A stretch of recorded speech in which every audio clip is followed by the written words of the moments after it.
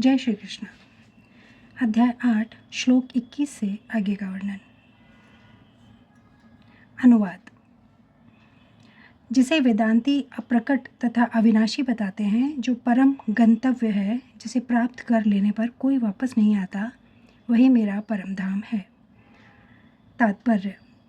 ब्रह्म संहिता में भगवान कृष्ण के परम धाम को चिंतामणि धाम कहा गया है, जो ऐसा स्थान है जहाँ सारी इच्छाएं पूरी होती हैं।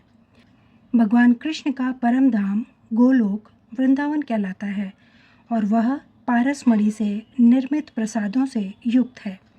वहाँ पर वृक्ष भी हैं जिन्हें कल्प तरु कहा जाता है, जो इच्छा होने पर किसी भी तरह का खाद्य पदार्थ प्रदान करने वाले हैं।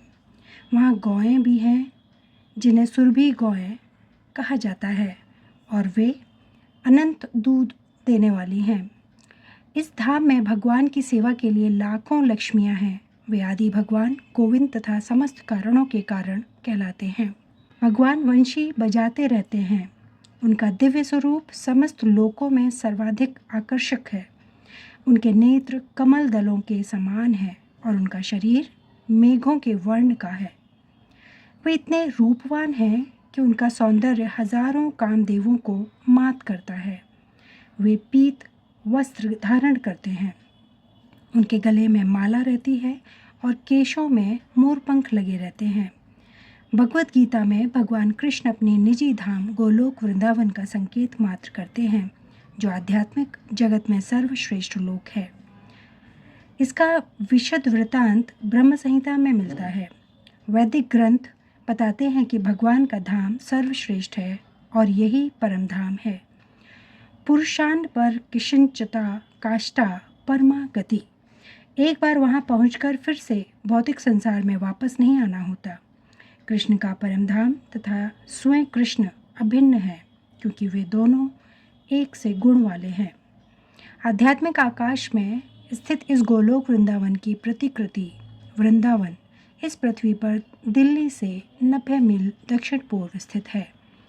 जब कृष्ण ने इस पृथ्वी पर अवतार ग्रहण किया था, तो उन्होंने इसी भूमि पर, जिसे वृंदावन कहते हैं, जो भारत में मथुरा जिले के 84 वर्ग मील में फैला हुआ है, क्रीड़ा की थी। श्लोक 22। अनुवाद। भगवान, जो सबसे महान है, अनन्य भक्ति द्वारा ही प्राप्त किए जा सकते हैं। यद्यपि वे अपने धाम में विराजमान रहते हैं, तो भी वे सर्वव्यापी हैं और उनमें सब कुछ स्थित है। तात्पर्य। यहाँ यह स्पष्ट बताया गया है कि जिस परम धाम से फिर लौटना नहीं होता, वह परम पुरुष कृष्ण का धाम है। ब्रह्म संहिता में इस परम धाम को आनंद चिन्मय रस कहा गया है, जो ऐसे स्थान हैं जहाँ सभी वस्तुएं परम आनंद से पूर्ण हैं। जितनी भी विविधता प्रकट होती है, वह सब इसी परम आनंद का गुण है।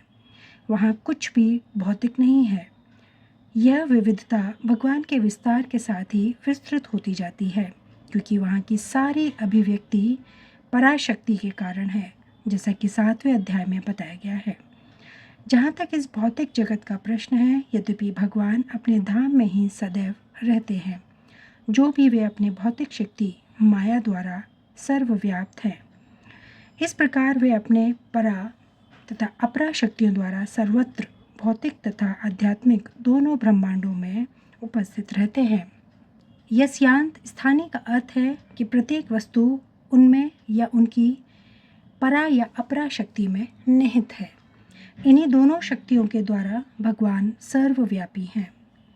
कृष्ण के परमधाम में या असंख्य वैकुंठ लोकों में भक्ति के द्वारा ही प्रवेश संभव है, जैसा कि भक्त्या शब्द द्वारा सूचित होता है।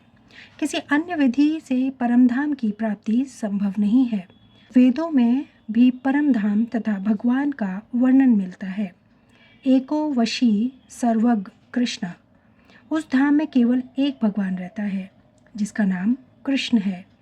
वह अत्यंत दयालु विग्रह है और एक रूप में स्थिर होकर भी वह अपने को लाखों स्वांशों में विस्तृत करता रहता है।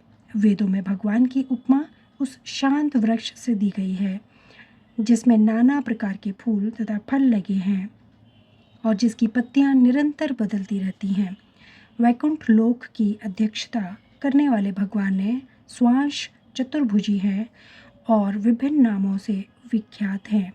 पुरुषोत्तम, त्रिविक्रम, केशव, माधव, अनिरुद्ध, ऋषिकेश, सकर्षण, प्रद्युम्न, श्रीधर, वासुदेव, दामोदर, जनार्दन, नारायण, वामन, पद्मनाभ आदि। ब्रह्म संहिता में भी पुष्टि हुई है कि यद्यपि भगवान निरंतर परमधाम गोलोक वृंदावन में रहते हैं, किंतु वे सर्वव्यापी हैं ताकि सब कुछ सुचारू रूप से चलता रहे। वेदों में कहा गया है, पराश्य शक्ति विर्विधैव श्रूयते स्वभावित की ज्ञान बल क्रिया च।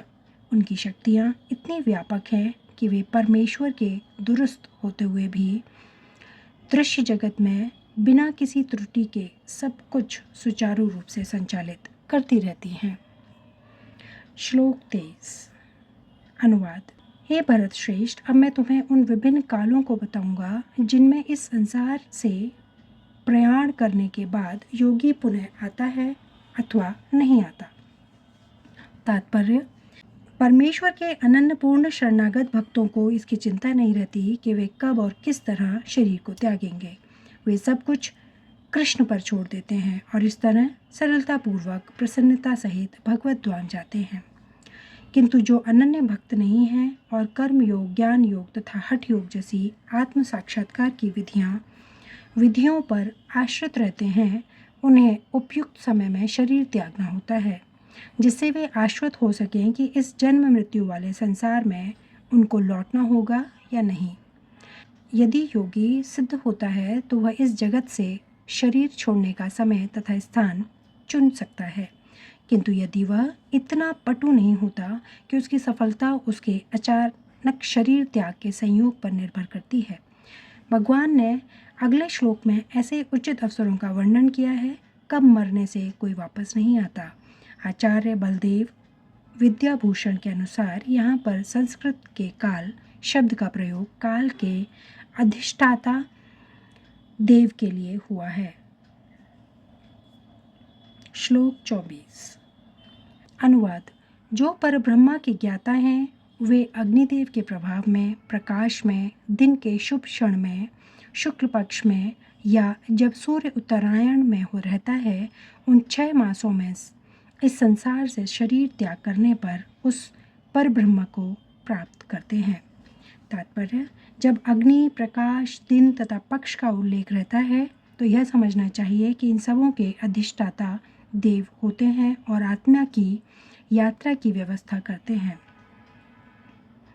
मृत्यु के समय मन मनुष्य को नवीन जीवन मार्ग पर ले जाता है। यदि कोई अकस्मात या योजनापूर्वक उपयुक्त समय पर शरीर त्याग करता है तो उसके लिए निर्विशेष ब्रह्म ज्योति प्राप्त कर पाना संभव होता है।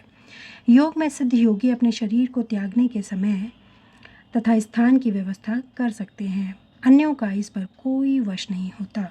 यदि संयोगवश वे शुभ मुहूर्त में शरीर त्यागते हैं, तब तो उनको जन्म मृत्यु के चक्र में लौटना नहीं पड़ता, अन्यथा उनके पुनरावर्तन की संभावना बनी रहती है। किंतु कृष्ण भावनामृत में शुद्ध भक्त के लिए लौटने का कोई भय नहीं रहता, चाहे वह शुभ मुहूर्त में शरीर त्याग करे या अशुभ क्षण में, चाहे अकस्मात शरीर त्याग करे या स्वेच्छा पूर्वक। श्लोक 25 अनुवाद।